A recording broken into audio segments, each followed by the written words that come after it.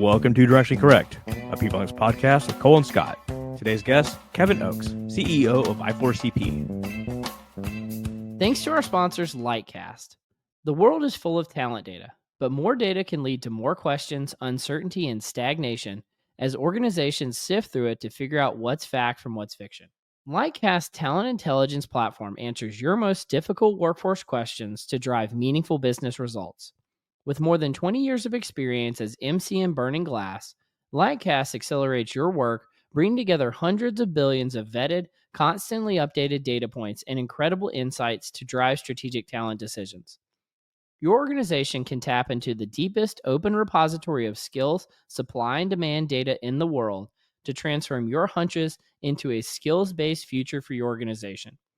Lightcast's flexible solution, used by 67 of the Fortune 100, can integrate your own data, be guided by in-house talent experts, and give you the tools and confidence to explore it for yourself. To learn more, book a demo at lightcast.io. All opinions are our own and do not reflect those of any other organization. Scientific knowledge, and in retrospect, it's all crystallized knowledge. You'd have to know exactly what the fuck I'm talking about to get this right. It's so unfair. So unfair to an applicant. This is completely off topic, but so we went to this safari outside of Waco in a town called McGregor. It was actually a place where you could take your kids to see African animals, but they live on this ranch. And during the daytime, you could hear this little whistling sound, faintly, all day. And the guides at the safari thing, they were like, well, that's actually SpaceX. That's where they test the engines at SpaceX. That's wild. It's just over the hill over there. And then I was reading the news, and they had this huge fucking explosion. And they're like, in McGregor, Texas today, SpaceX rockets blow up. And I was like, oh, I wonder if the animals at the safari got killed. This is right down the road. Or just wildly freaked out. What the hell is this? Yeah. But you're bringing back Waco memories and my stint there. And at the airport, at the foot of the airport runway, guess what they had? I don't know. What do they have? A shotgun range. You could shoot your shotgun. I mean, that's Waco. I'll give them credit. They've really redone their downtown. Have they? Oh, yeah. There's tons of restaurants and stuff to do down there now. And I'd always heard Waco was kind of a shithole, you know? The downtown used to be, but well, think of the TV show, the Home Improvement, whatever it's called. Yeah, but it's not just, I mean, we went to that area because we just want to see what it's about. My wife's a fan. Mm-hmm. But it's the whole area. It's bled over, and there's tons of stuff down there now. I would say it's very Austinized. There's a lot of Austin type places down there. I mean, they should. I mean, they should lean into being a college town, right? Yeah, they should. For sure. Not the place for the Branch Davidians. Fought the government, in 1993, 4, whatever that was. It would be funny if that's the lot that SpaceX bought was the Branch Davidians. Anyway. I'm sure there's nothing to see down there. No, yeah. That's fantastic. It's good for the city. It's good for the state to have more places to go. And Jesus Christ, stop. Well, it's a neat place. I mean, I guess you could still call that hill country. I'm not sure if it actually fits that definition, but they have wineries and stuff out there. They have a killer zoo. Okay, never been there. Take the kiddos down there if you want to get away. They have. I've never been, but it's on the outskirts of town. One of these mega water slides, one of these things. It's I think it's called the Big Flush or Big Splash or something like that, and 200 feet tall, and it'll launch your ass into this man-made lake, right? I've always wanted to do one of those. I've never done it. I mean, is it? I always assumed that they weren't safe, but since it's Texas, it's just allowed. There's got to be broken bones left and right because it launches you in the air. It's not like a typical water slide at Wet and Wild that just kind of glides you into a pool of water. No, it like throws you up in the air. Kevin, good to hear you. Good to see you. Good to see you. How are you guys doing? We were talking about big water slides before you joined, so I'm doing fantastic. All right, good. I'm glad we got the important topics out of the way. Oh, are you at home? Are you in Seattle? I am, yes. I'm fresh off the Pearl Jam concert last night in Seattle, so At Climate Pledge? yeah, yep, that was great. That's like a real homecoming, right? Like for like hometown boys make good. Yeah, for sure. Yeah, they played 2 shows in Seattle, so the second one was last night. In fact, last night I think was live streamed around the world, but it was a great show. It's a great venue. Did they hold up? Is it like obviously they're not like stage diving, probably, right? That'd be breaking news. No, they definitely hold up. Yeah, they haven't lost a step really. But you've been traveling a lot, right? You're rarely home anyway, right?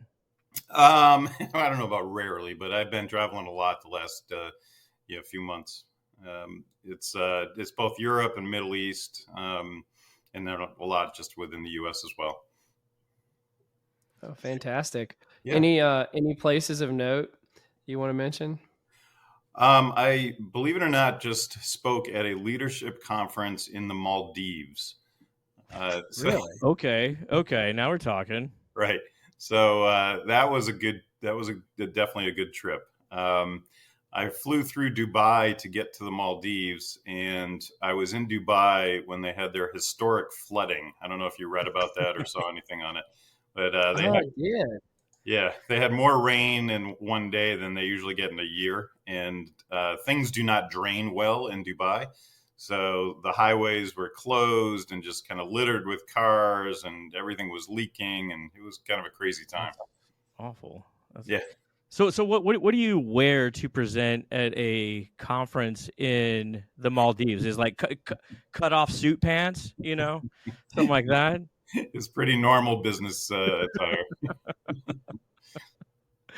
It's good to see you again. Obviously I've we presented PsyOp where you're like a master presenter to my terrible just get up there and try to wing it style. But I saw you at i4cp event here in Seattle, and I was just absolutely blown away by this predictions report from 2024. Clearly we're a better part of the way through 2024, but I'd love to. I think it'd be a great way to just talk about these various topics that are core to people analytics. Yeah, great. Wherever you guys want to take the conversation is fine by me. Yeah, I think like I've got the report pulled up in the background, but we can probably just hit on some of the high points. Obviously, we've talked a million times on here, and I'm sure you guys have as well, about AI, and so it was no surprise to see that the number one prediction that you all had was high performance organizations will step up HR's involvement in AI strategy. Mm-hmm. What was kind of the thinking behind this, and what are some of the things that you're seeing in that space, Kevin? So we published a report a little while ago, and the title of it was, "Is HR already behind in the AI revolution?" And so I'll give away the ending. The answer was yes, that HR is already behind. And the hypothesis that we went into this report with was that in many organizations, they're leaving HR out of the strategic conversations when it comes to how are they going to leverage Gen AI in their business. And I think that's a huge mistake because obviously one of the places Gen AI has the most impact is with the workforce. And the function that has the most expertise on the workforce is HR.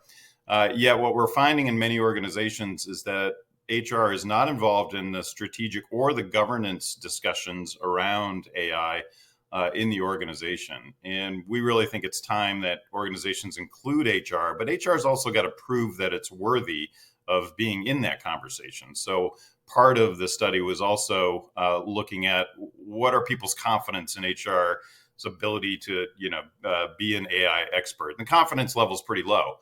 So I think, the call to action here is that HR's got to step up their use of AI They've got to get creative. They've got to prove their mettle, and be a contributor in Gen AI. But more importantly, get their voice heard in the conversations that are happening, throughout the organization.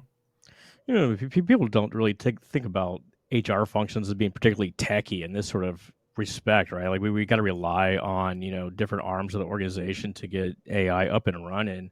Like Right. what kind of applications are best suited for HR to get into for Gen AI or AI in general, really?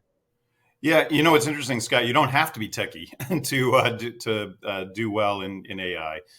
They've called it the revenge of the liberal arts major, right? And I think this is where HR can really shine. There's a number of different areas where HR is using AI. So the biggest ones are talent acquisition, learning and development, and people analytics. Those are the three tops according Mhm. to our research. But I think if HR can showcase from a workforce planning perspective, how are they thinking about Gen AI long term? How's it going to impact productivity amongst the workforce? Those are topics that are going to get the CEO, CFO, COO's attention for sure. I think there's a lot of applications that AI needs to do something for the organization, do something for the individual people, really. And I think like workforce planning is one of those where if you can automate, say, like job analysis, and then like say, here's the sort of structure that we need, and like here's sort of the cascading goals down the organization. I mean, that saves a ton of time, meetings, planning, For all sure. this sort of stuff that would really get people on board and actually focus back on work, get a lot of traction. Yeah, I agree. And, one of the things that we're doing right now is trying to gather interesting use cases of AI in HR. And so Yeah. we're asking our peer network to tell us, how are they using AI that's creative, that they haven't really seen others leverage, so that we can, get some new ideas, into the heads of some of the people that we work with. What do they say? Like, I don't know if you're able to even relay this information. Like, what are they saying?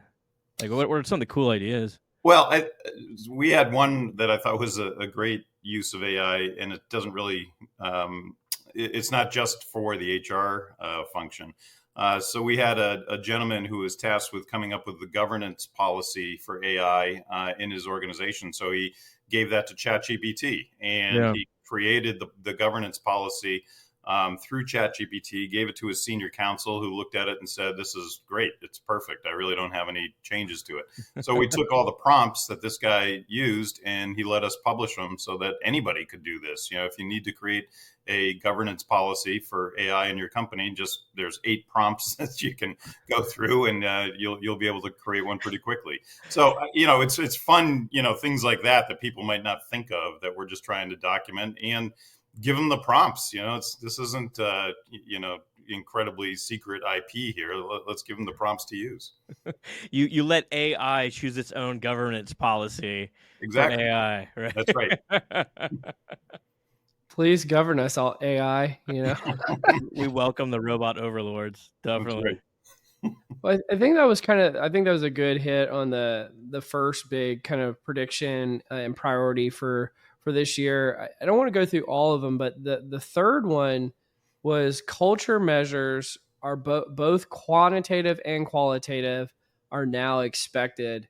And I know, Kevin, in preparing for this podcast, I know you'd actually written a book about the cultural renovation as well, and so I know this is kind of a sweet spot for you as well. Can you talk to us about what makes culture relevant right now and how to measure it effectively? Yeah, thanks, Cole.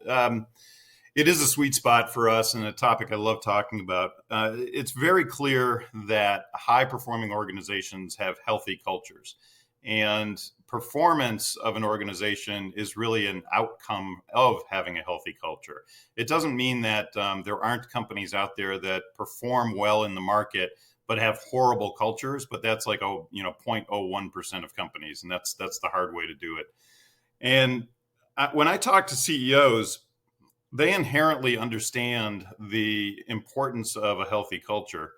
Um, but most of them that I talked to had no idea how to change culture. Mm-hmm. So culture renovation was all about how do you change your culture if you don't like where it is right now, or if you want a culture that's future proof and ready for what's next. So we did one of the largest culture studies that I'm aware of. We had over 7,000 respondents to the study, and we looked at culture change specifically. And it was fueled by one statistic that 15% of companies that set out to change their culture actually succeed. That means most companies who try to change their culture fail, and many fail horribly. But we wanted to look at that 15% and find out, is there a blueprint that we could call from those 15%? Are there things that they're doing in common that we could share with others? And we came up with 18 action steps. They're almost sequential that organizations can take in order to change culture. And the book was really written for the CEO and the leadership team and the CHRO to think through, how do I want to change the culture of the organization? And it's peppered with lots of great examples from companies like Microsoft or 3M or MasterCard or T-Mobile, companies that have done a great job at changing their culture. And we, as we've gone through this and published the book, it's been really rewarding to see how many companies are now using it as the blueprint to affect culture change. I've even had divisions of the military call us up and say, "Hey, you might be surprised by this, but we're using your book to change our division of the military." I'm not going to give away the divisions, but I was shocked by that because it wasn't written for the military. It was really corporate stories. So it's been a labor of love. We've been working with a number of CEOs and their senior teams, and they're following the steps in the book. When we first started out, though, we were calling this culture transformation. And as we got into it, we realized nobody is transforming their culture. They're not becoming something completely different. The successful ones are carefully renovating their culture, keeping what made them good to begin with, and what's hard to replace, what's unique about them, like you would an old house if you were renovating an old house, in order to improve the value. And so renovation became a much more approachable term to use, and it's one I've heard from countless people that they just really resonate with. So that the culture renovation has been a real fun project. Now, your question, Cole, was specifically about measurement. Measurement is one of the steps of those 18. And we took a cue from the National Association of Corporate Directors, the NACD, which many board directors around the country belong to. It's an association. And they put out a report a little while ago called Culture as a Corporate Asset. And in that report, they told board directors that they should be measuring culture and looking for those measures, both quantitative and qualitative, on a regular basis. And so we're starting to see that. We're starting to see more and more boards ask for those culture measures, particularly as we've had more and more scandals or problems in organizations. The original Boeing 737 MAX tragedies were ultimately blamed by the U.S. House of Representatives on a culture of concealment inside the organization, meaning that there wasn't psychological safety to share what engineers were seeing as problems with those planes, with senior leaders. And that culture still exists today. I think the door falling off a few months ago of the Alaska plane was an example of that. We've seen it at Wells Fargo, where they're still reeling from the sales fiasco, where they had this incentive culture, and salespeople were fraudulently opening and closing accounts in order to earn incentives. The boards of those companies didn't have any clue that existed, or that those cultures existed, but then they have to deal with the problems afterwards. And so more and more boards want to get ahead of this, and they want to understand what are some of the cultural underpinnings of the companies we govern. What are some of the issues we should be on the lookout for? And so that's why I think measurement of culture is going to become, a much bigger thing going forward. More on that later, but I mean, like, culture is inherently a social process, right? Like, I behave one way, I kind of infect you, and anything can be passed through people, right? Anything can become contagious, both good and bad. So there's a lot of like debate whether this is like kind of a top down process, like you used to talk about the military, like or the CEOs, like we're gonna change the culture from down, or if it's a bottom up process. You really need like a core group of influential underlings to actually change the culture and those people around them. It's very clear, Scott, that it's both, and we talk Mhm. about that in the book. So Or it depends on the organization in yeah, general. yeah, it's very hard to change culture if the leadership doesn't want to, right? Or if they're not on board. So Yeah. you have to have leadership cooperation, and it has to be leader led if you want to change culture. But you need a co-creation mentality throughout the workforce. And so there are techniques that smart companies have used, Microsoft being one of the best ones, to create the that co-creation mentality, and also create a committee of culture champions throughout the organization. And we describe in the book using organizational network analysis and other techniques to uncover those influencers and energizers that exist in any workforce and make sure they're part of your culture cabinet. And how are they going to support the culture initiative overall? So culture is partly social cues, but it's much broader than that. And what we're finding is that the companies that are proactive about it, they are creating very, very healthy cultures, which ultimately is improving the bottom line business impact of the organization. Oh, Cole, he's talking network analysis to me. Talk nerdy to me, Kevin. I, We're not even to the nerdery yet.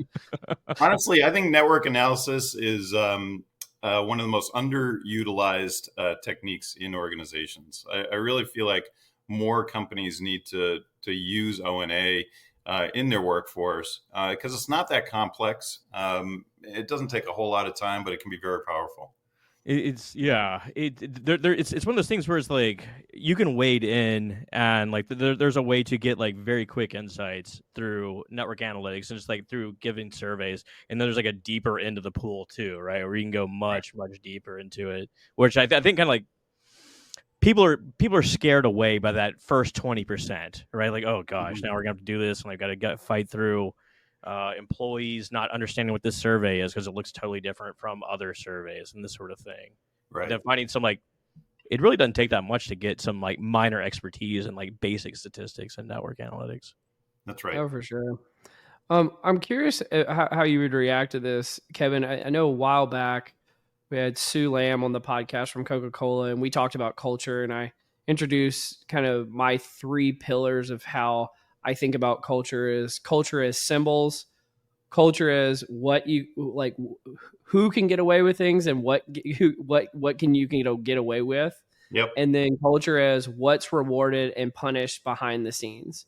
And so I'm thinking Mm-hmm. about a lot of times, in my opinion, one of the reasons why culture transformations or culture renovations don't happen is because the people who actually try to renovate or transform, those are the ones who are punished behind the scenes. Yeah. Yeah. Because the culture kind of organ rejects what's going on. How do you get around that? And is it things like the cultural champions and the O&A, or are there other techniques that are outlined? Yeah, no, those concepts are all in the book, Cole, and they're part of the 18 action steps. What we find is healthy cultures, they don't let brilliant jerks exist in the organization. Mm-hmm. When you have people who are detrimental to the culture, no matter how good they are at executing, if they're the best salesperson, if they're the best engineer, the best coder, whatever it might be, if they're leaving a path of destruction in their wake in the culture, then that person has to go or they have to change. Yeah. And there's countless examples where very healthy cultures do that. They don't let those brilliant jerks exist. Equally, there's a lot of effort in those healthy cultures to reward leaders for people outcomes. Too often we focus on the business outcomes, but we don't focus on how well are you retaining people in your team? How well are you attracting people in your team? Are they getting promoted? Are you moving them around? Are you developing those people? The healthier cultures are holding leaders accountable for that. And then lastly, they're very clear on what leadership behaviors they expect, and they train leaders on the behaviors. It's night and day between poor cultures and healthy cultures. the amount of training they give to leaders on behaviors that they want them to emulate. Because people are going to do what leaders do, right? They're not going to do what's written in a PowerPoint or what's framed on a wall. They're going to do what those leaders do. So it's important to constantly train leaders on those behaviors. And if those leaders aren't walking the talk, then you need to swap them out. And I've had many examples in the book of where companies did that. Go figure. You tell employees what to do, i.e., you tell the managers what you expect out of them and what sort of behaviors are going to be rewarded and acceptable, and then they go and do it, right? As opposed to just leaving it up to chance and letting them, Exactly. run their own ship, as it were. Right. Exactly. Yeah. When I think about, also wanted to pull up one other thing that you had shared with us in the 2024 predictions report, Kevin. Here it is. Yep. So you guys put the 2024 people analytics leader priorities. And so you had 4 things that folks who are leading people analytics are thinking about this year. The first was automating delivery of data analytics, upskilling HR and data acumen, enabling AI to connect data across the business, and then applying predictive modeling and generative AI to things like workforce planning. We're a little bit into the year now. Which of these do you think is aging the best? Right? Which of these is remaining the top priority in people analytics from what you've seen? And Scott, I'd love for you to weigh in here too. Mm-hmm. Yeah, I don't know for certain which one is coming to the top. These, now keep in mind, these are priorities that our people analytics board gave to us. So we run different groups of functions. We have a CHRO board. We have one for heads of diversity, heads of learning and talent, heads of talent acquisition, et cetera. And so we have a group of people analytics leaders. And we call from these groups, what are your priorities for the coming year? And these were the ones that bubbled to the top for those analytic leaders. And so I think they're all very interesting, frankly. I think the number 2 kind of goes back to how we started this, upskilling HR and data acumen, especially related to productivity and culture drivers. Hopefully that's happening in organizations, and hopefully we're upskilling HR in Gen AI overall. But I think each one of these, has merit. And I'd love to hear what you guys think about, which ones you resonate mostly with you. I think it's organization specific, right? Like some organizations are ahead in some areas and some are, behind in some areas, but we're all kind of like doing about the same. I would, if I had to lean towards one, I'd say automation. This kind of goes hand in hand with Gen AI or just AI in general. Just being able to take some tasks that are time consuming, boring, not non-cognitive sort of task, and turn those over to computers so that more cerebral sort of things can take place. Mm-hmm. Yeah, I'm kind of of the same mind. If you just took out the words AI in here, these would be pretty darn similar to prior years' priorities in terms of what's going on. Predictive modeling, connecting data across the business, upskilling HR. Those are like the greatest hits. One of the things that I see though is HR teams right now are focusing a ton on automation. And I think it's because of this pressing need for kind of doing more with less. Mm-hmm. And the only way you can do more with less is if you're focusing on automating, especially some of the low value added kind of things that HR functions have to do, frankly. Mm-hmm. And so I think people analytics is spending a lot of cycles in that area right now for sure.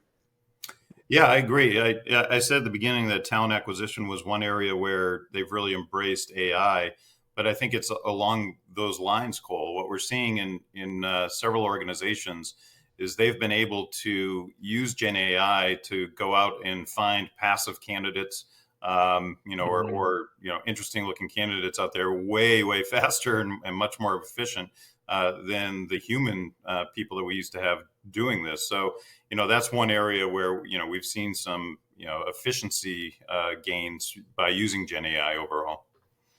One thing that came up in the event that you had here in Seattle that really like resonated with me, and I haven't heard anyone else talking about it, is these micro pressures may lead to divisiveness in organizations. I believe you said that there's a record number of presidential elections going on this year, and we all know what 2020 was like, and it could really stir up the workforce if we're not prepared for it.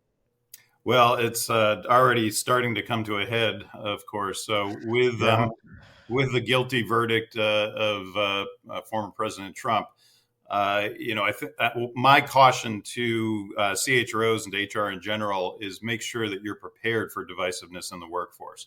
And I've written a couple articles recently about this.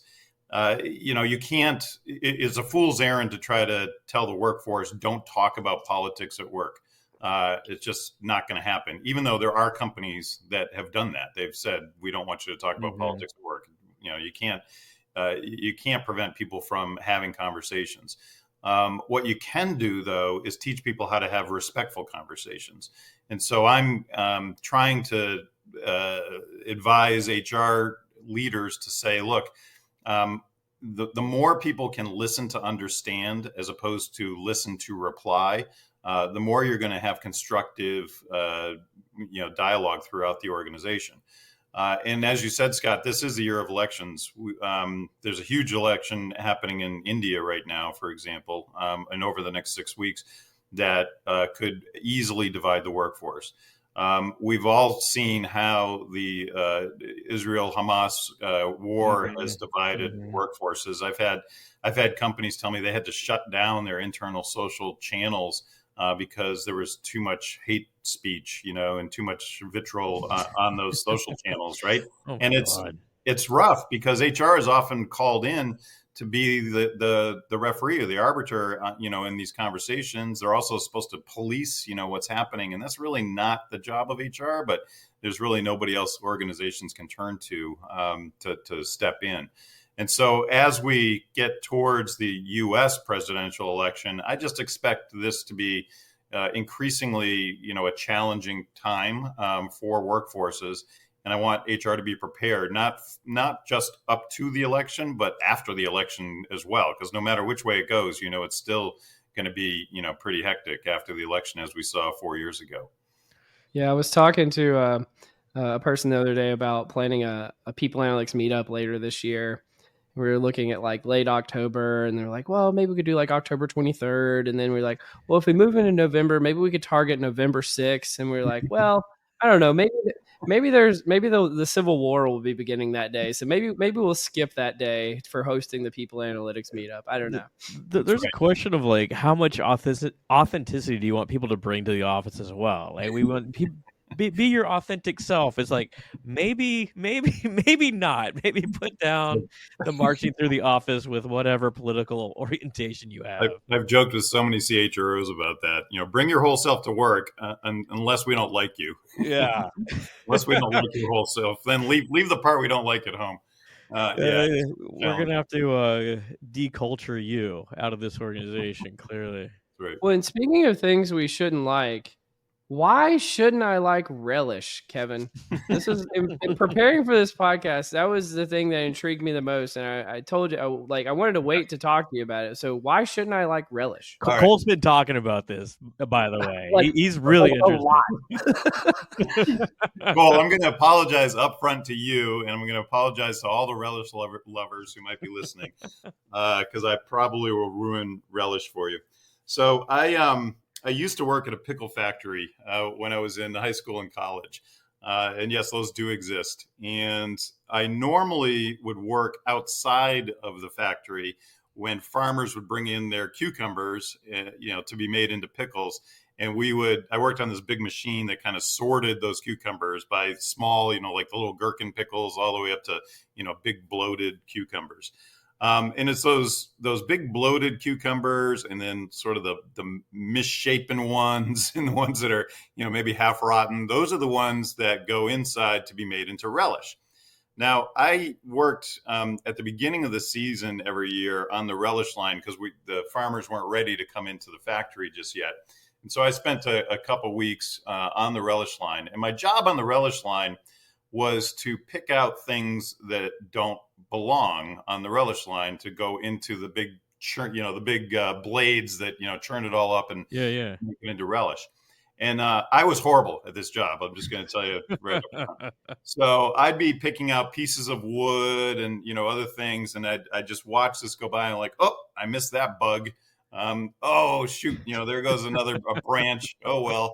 all that stuff just goes into relish. So there are bugs in there. There are branches and leaves. It just you have no idea what goes into relish. So I never ate relish after I worked the relish line.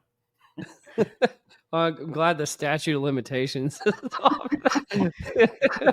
Oh man. Hopefully AI. They've incorporated some sort of AI to knock these sort of things out. Yes, by let's now. hope. Right. Yeah, absolutely. Well, you want to do some confusion matrix, Scott? Let's do some confusion matrix. The confusion matrix. All right, Kevin. This is pretty simple. We got 5 questions for you, loosely based on the Big 5 personality assessment. And if Cole likes your answer, he will make you a social media tile to share with everybody. Okay. Are you ready? These are random. I'm not gonna lie. I don't know what I'm getting into right here, so yeah, I'm very much looking forward to it. Well, we'll start you off easy. What is the most unique piece of art or decor in your house? Oh, I'm looking at it right now. I used to run a company called Click to Learn years and years ago. It was the first company Paul Allen founded after Microsoft, and we had IPO'd the company, and we were a true and true .com company, and we went through the .com downfall.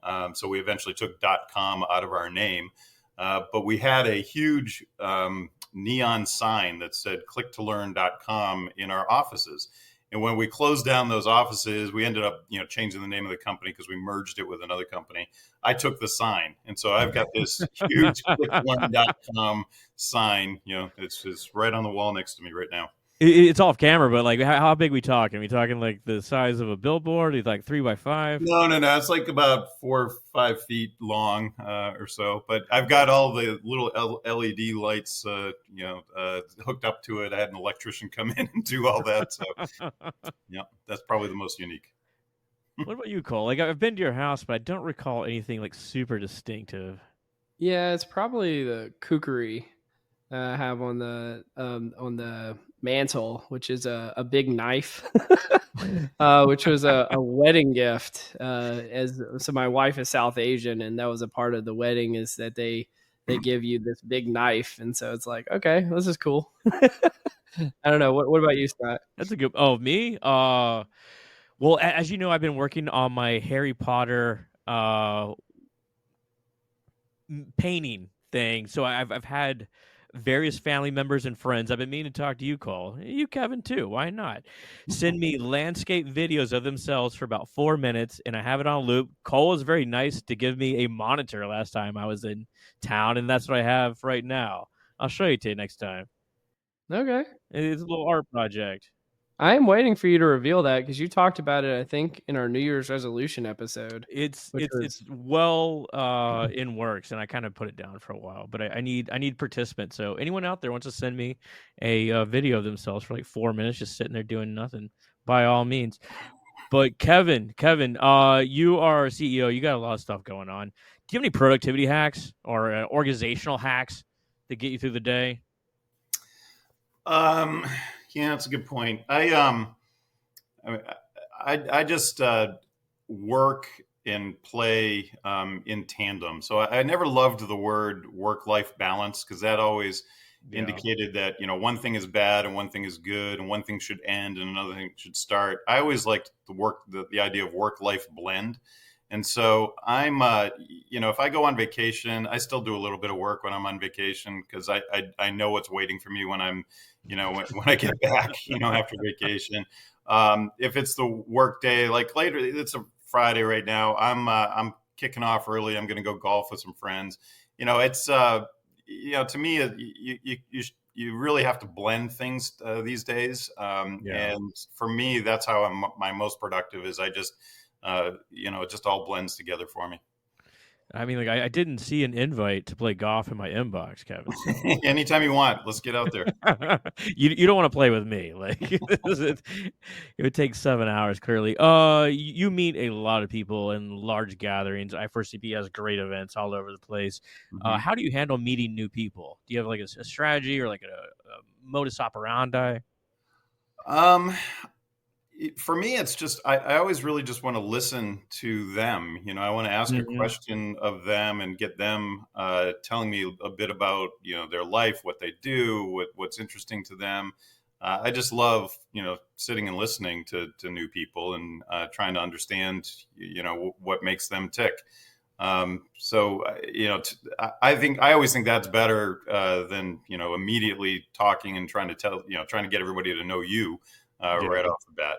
Um, I met an HR executive from a big company just 2 days ago who was wonderful and just told me so many fantastic stories about their life, about their work, and that's what I thrive on. That's why I do what I do, because I just love meeting these new people.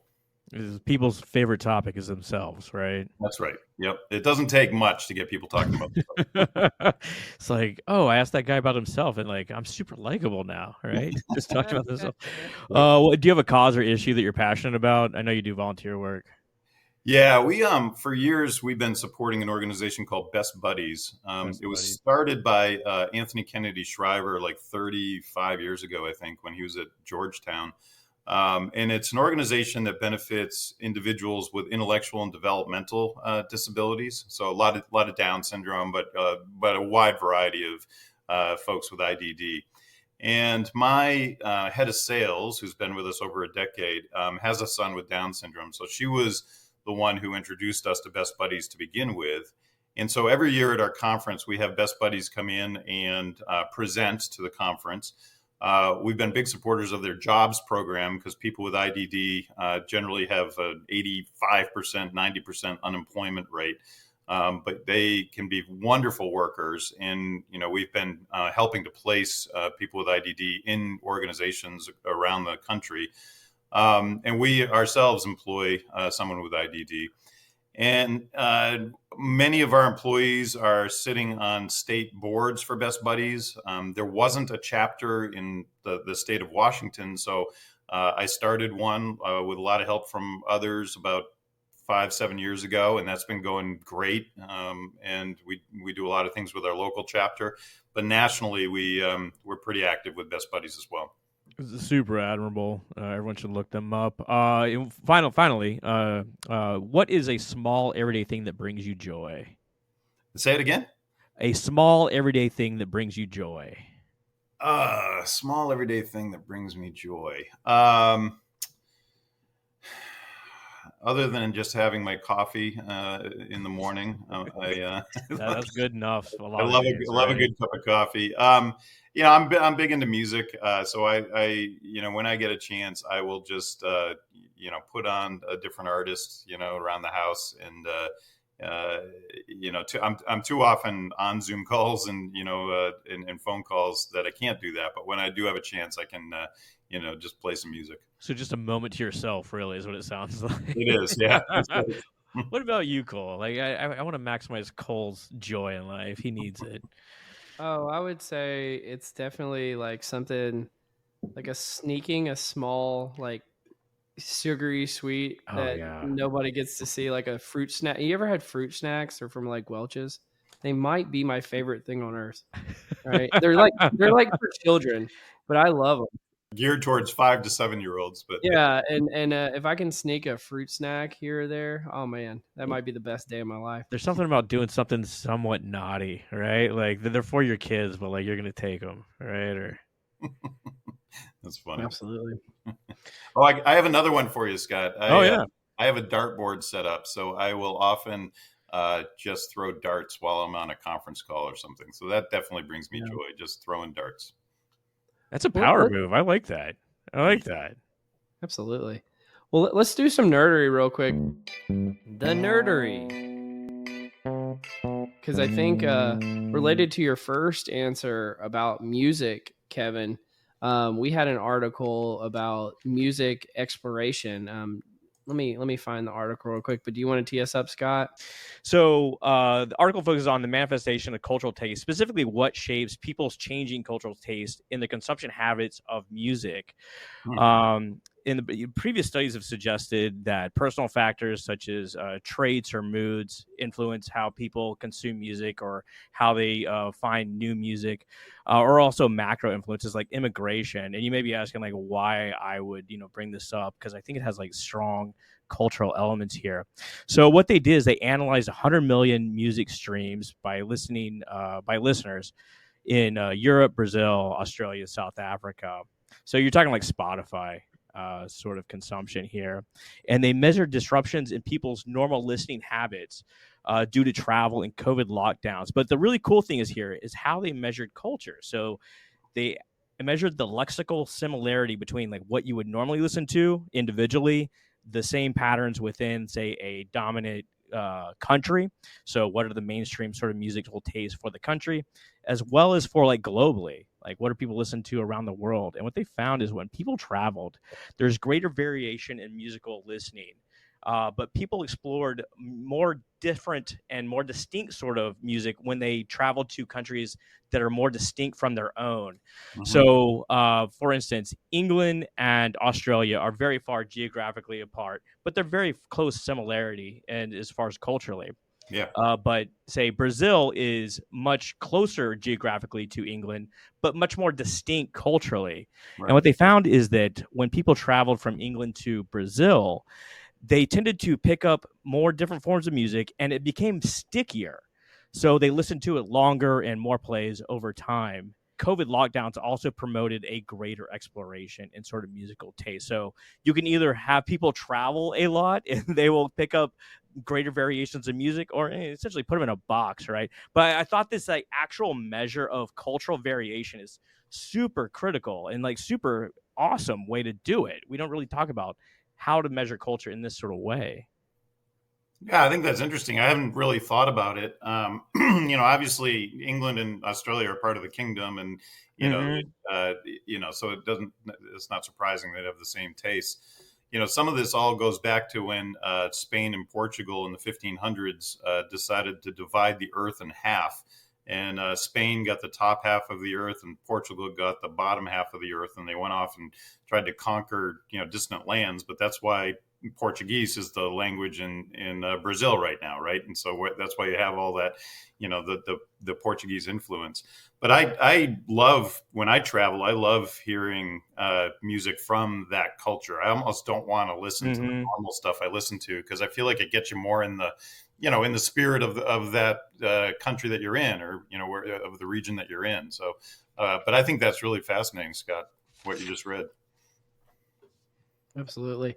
I mean, this is one of the things I appreciate about you, Scott, is you have a lot of creativity and kind of divergent thinking when it comes to how to bring new ideas and apply them in the context of people analytics. And so I love the thought of being able to kind of measure the stickiness factor of cultural interactions. And then I think about, from the O&A lens, how would you go about doing that? Like, how would you actually like operationalize this Yeah. in a way that wouldn't be creepy too, but it would also be value add to the employees themselves? I don't know. This could be a fascinating exploration. It does explain like if we have like a pocket of culture here and we want it to change, how can we do it? Like if you send it to like a different department next door that is very similar to your own, the likelihood that you're going to change is not great, right? You really need these sort of like unique experiences, unique sort of distant places to bring in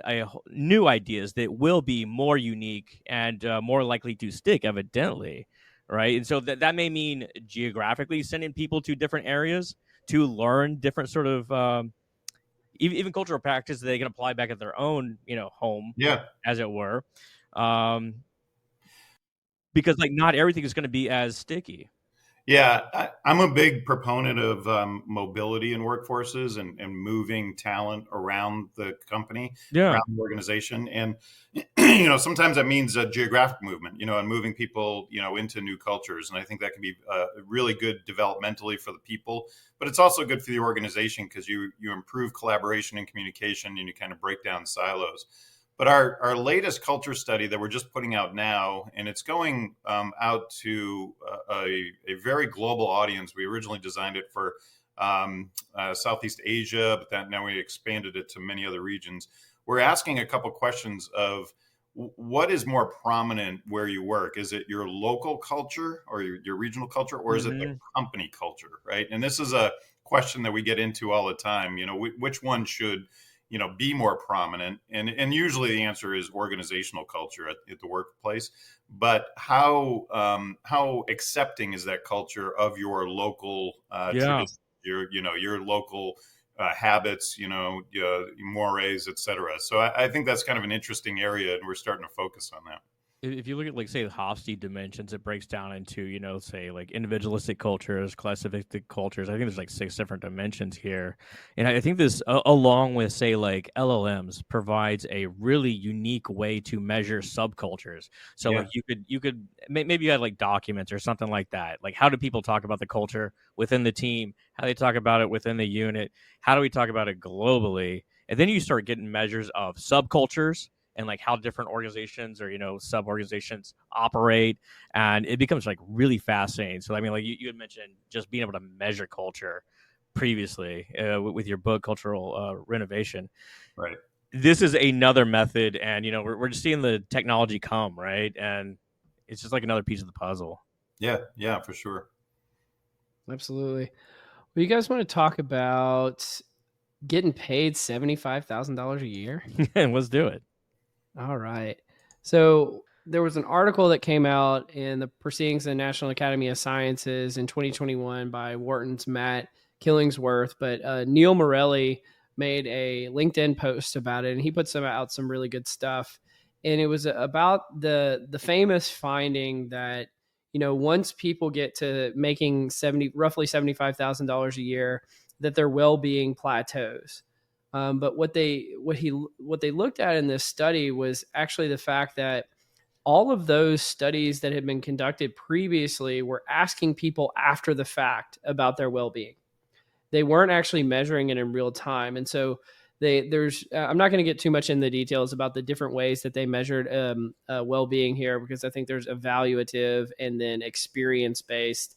But what they did is if you measure well-being in real time, there's actually a linear relationship between as your income goes up and the Z-score of your well-being, whether it's experienced or your life satisfaction.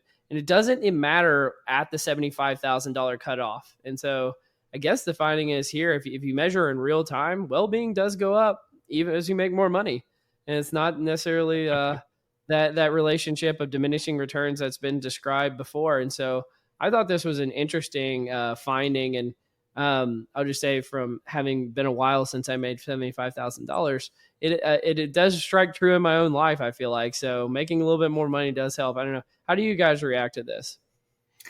I think if you can take away the worry of money, that's going to affect your well-being, right? So the more that you're feeling comfortable and not worrying about paycheck to paycheck or past debts or bills or something, I think you're going to affect well-being just from that alone, in my opinion. Yeah, just being able to go to the restaurant and order what you want without like having to really like scour the menu and like count your dollars on the train or what have you, to reference who's it, Royals. Yeah. Money's like your freedom quotient, right? It just allows you the ability to do more stuff. It's like, hey, maybe I will have that more expensive coffee today. Not as big a deal. And it's the little things in life, like Kevin described earlier. But they also talk about like the previous study had done this in a dichotomous fashion. This is a more continuous scale. So obviously you got like artificial cutoffs in the previous sort of analysis, and organizations had used this as an excuse to not pay people more. It's like, well, you got 75,000, so you're clearly all right. Well, and I think what this is, I mean, we've seen companies come out. I can't remember the name of it, but there was this one very famous company that paid everybody at the company $75,000 just because of the research that had shown, beyond that, it doesn't really matter. Yeah. And I think it's just really important that when you get these highly publicized, highly sticky scientific findings, that you try to replicate them, that you try to make sure that the way that it was operationally measured is, still relevant. And so I think it's definitely well worth revisiting some of these findings for sure. Yeah, the company you're referencing is Gravity Payments, Cole. They're actually local Yeah. to Scott and I, and Dan Price is the CEO. He's somebody I actually know. They've gone through some tough times just with Dan personally, but yeah, I think there's a lot of merit to what he started there. And I think a lot of companies would do well to kind of follow what the precedent he set around paying everybody a minimum of 75K, whatever it was. And he's been progressive in some other comp areas too of the company. And so hopefully more and more, startups and entrepreneurial organizations will look at the comp practices that some of those companies have put into place. I'd like to know what they mean by well-being as well. Like so much of your pay and like your feelings of your pay are like social comparisons, right? Like I get paid this, and all my coworkers get paid, less or more, what have you. And as Cole likes to say, like everyone gets paid the same in the end, right? Oh gosh, we're not going there, are we? This is an article I wrote like 2 years ago. A fun fact, I told Scott this the other day, but there was a guy who literally drove like 4 hours to come meet up, and I was like, okay, that's cool. And then I realized, like, after talking to him for 30 minutes, all he wanted to do was debate about this everyone gets paid the same article. I was like, you drove 4 hours just to debate with me about something I don't know. I thought that was funny. What was his argument? Something like people get paid 75,000. Some people get paid 80,000. Those are different. Oh gosh, I'm not even gonna get into it. Anyway, let's do the last. Let's do the last one. one. All right. Let's see. Entrepreneur weirdness is a double-edged sword. Effects on product creativity and investor attraction. So entrepreneurs are often considered quirky. Think about your Steve Jobs, Elon Musk, or Warren Buffett. They're sort of like oddballs. And weirdness is defined as a failure to adhere to social norms. So, different speech or appearance or behaviors. And this can be a good or bad thing. So, like on one hand, you could be more creative. On the other hand, you could have a lack of person or business acumen to actually thrive as an entrepreneur. So what they did is they used pitches from the TV show Shark Tank. We're all familiar with Shark Tank, right? You go up there and like try and get the sharks to invest in you. And they had 3 rater samples, each measure a different aspect independently. So weirdness of the person pitching, the entrepreneur, the creativity of the product, and the something else, product competence or something like that. But this is all blind, so they didn't know what the actual hypotheses were when they were doing. They used a CFA, confirmatory factor analysis, to test this relationship. And the findings is that weirdness can be both an advantage in product creativity and a liability, so lower competence. And these findings, these effects influence the product creativity and the ultimate decision for funding. But warmth can mitigate these effects. So if you're going to be weird, at least be personable and have some sort of EI involved to mitigate your weirdness. It's funny. Well, and Kevin, you've been an entrepreneur. It sounds like a few times. Do you think there's any kind of correlation between how weird an entrepreneur is and how successful they are, or how competent they are? I do not. So I've heard many times, we have this sort of notion of what an entrepreneur is, but in reality, the people that are getting the funding and having the most success are, people in their 40s and 50s who are entrepreneurs and starting up companies for the first time. It's not, the Bill Gateses of the world, dropping out of college and starting a company. Those are the ones that get a lot of press. I have sort of a love-hate relationship with Shark Tank. I've watched it many times. I used to watch it with my son, and I love the fact that it taught everybody what equity is. I think a lot of people didn't really understand equity beforehand, and it taught them how the fundraising game is played to an extent. And I have a hate relationship because that is not real life. That's not the way fundraising actually happens, like they do on Shark Tank. And it's a made for TV. The focus is on entertainment, more than anything. And so you do get a lot of characters on that show. They don't want boring people coming on that show, right? So they're selecting, interesting characters and interesting products. But in real life, the fundraising game is played a lot differently than what you see on Shark Tank. I love that my son, when he was like 10 years old or something, he'd be telling me, "Dad, that's a bad deal. He shouldn't take it." Or "Oh, that's a good deal. He should take it, Dad." So, it's just funny to see, young people, get into the groove of it and, realize what's giving up too much equity and what's too little. Definitely learn that, some people roll in there and be like, "I will give you 2% of my company for $5 million. Like, you haven't sold a single product yet. What do you? Right. Where'd you come up with these figures? Yeah. All right. Everybody's got, your company is never more valuable than when you don't have any revenue because it's just, whatever you imagine it will be. I think about people that are like wildly intelligent or just like way out there on the spectrum, and they can be wildly creative but also not be able to relate to people. That's kind of what I thought about here. And I guess it does take like a sort of an oddball to go out on your own and try to make a company succeed. That's only half the battle, creating a product or creating, something unique. It's running a company too, right? So you have to understand finance, you have to understand marketing, you have to understand sales. And that's where a lot of entrepreneurs, I think, fall down because they're just not versatile enough to, really understand all components of a successful organization.